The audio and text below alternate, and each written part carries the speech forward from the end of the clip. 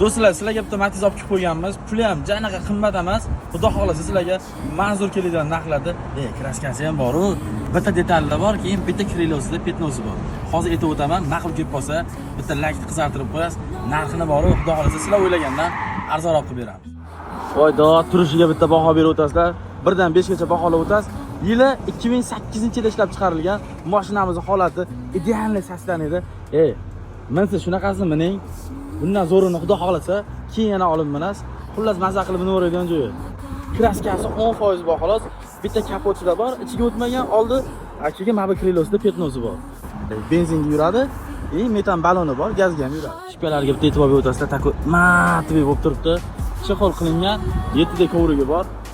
Probegini ko'rsatib o'taman. 375 ming yurgan. Xullas saloni освещение bo'lgan, ya'niki minishga tayyor.